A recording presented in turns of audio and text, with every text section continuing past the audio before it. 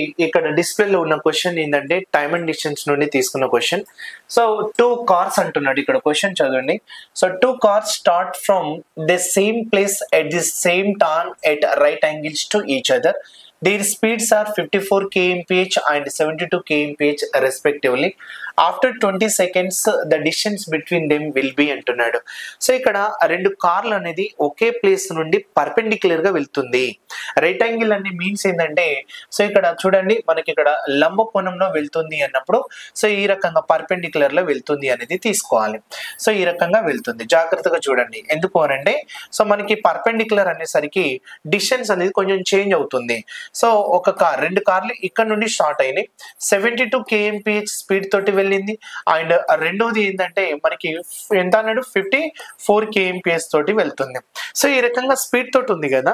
మరి for example ఇక్కడ నుండి రెండు కార్లు మూవ్ అయినాయంటే, first one second one move అయినాయంటే, సో ఈ కార్ ఈ ప్లేస్ లో ఉంది ప్రజెంట్, సో సెకండ్ కార్ ఈ ప్లేస్ లో ఉంది ప్రజెంట్. సో డిస్టెన్స్ అంటున్నాడు. సో వాటి మధ్య దూరం ఎంత ఉంటుంది, అది కూడా 20 సెకండ్స్ తర్వాత. సో ఇది డిస్టెన్స్ అవుతుంది కదా. అంటే షార్టెస్ట్ డిస్టెన్స్ తీసుకోవాలంటే హైపోటెనస్ మీన్స్ ఇక్కడ డయాగోనల్లీ తీసుకోవాలి, కర్ణం పొడవు తీసుకుంటే సరిపోతుంది. మరి ఇక్కడ 72 ఈ లాంగ్ అంతా తీసుకోలేం కదా. సో షార్టెస్ట్ డిస్టెన్స్ మీన్స్ ఇక్కడ కర్ణం పొడవు డయాగోనల్లీ తీసుకుంటే సరిపోతుంది. సో ఇక్కడ డిస్టెన్స్ ఎంత అనేది తీసుకోవాలి. డిస్టెన్స్ ఎంత అంటే ఏముండాలి మీకు, స్పీడ్ ఇంటూ టైం. టైం అనేది ఆల్రెడీ ఇచ్చిండు, ఎంత అన్నాడు మనకి 20 సెకండ్స్ అన్నాడు. అంటే నాకు స్పీడ్ అనేది తీసుకుంటే సరిపోతుందా లేదా, అందుకోసం 54 kmph అన్నాడు, దాన్ని మీటర్లోకి మార్చండి. అక్కడ సెకండ్స్ లో ఉంది కాబట్టి మార్చొచ్చు. అలా తీసుకుంటే 5/18 అంటే 18 ఎంతలు తీసుకోవచ్చు ఇక్కడ, 3s, so 3 5s 15, right. And next one, so ఇక్కడ మళ్ళీ సేమ్ 5/18 తీసుకుంటే, సో మీకోసం 5/18 రాస్తున్నాం, బట్ డైరెక్ట్ 18 టేబుల్ తీసుకున్నా సరిపోతుంది. సో 18 ఎంత అంటే 4s, 4 5s ఎంత అంటే సో 20 మీటర్ పర్ సెకండ్ అవుతుంది.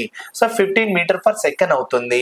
సో ఇక్కడ రైట్ యాంగిల్ ట్రిప్లికేట్ అయినా ఏమని తీసుకుంటాం అంటే చూడండి, సో ట్రిప్లికేట్ అన్నప్పుడు సో 15 and 20 అన్నప్పుడు 15 స్క్వేర్ 20 స్క్వేర్ దేనికి ఈక్వల్ అవుతుంది అని అంటే 25 కి ఈక్వల్ అవుతుంది.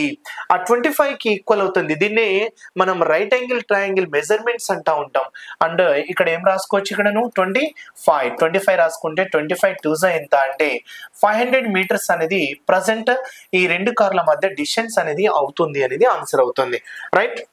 సో నా ఆన్సర్ ఎంత అన్నట్టు 500 మీటర్స్. సో ఇక్కడ పర్పెండిక్యులర్లీ వెళ్తున్నప్పుడు సో డెఫినెట్లీ మనం షార్టెస్ట్ డిస్టెన్స్ అన్నప్పుడు సో ఈ కర్ణం పొడవు తీసుకుంటే ఆన్సర్ అయిపోతుంది. క్లియర్ కదా. సో థ్యాంక్ యూ అండి.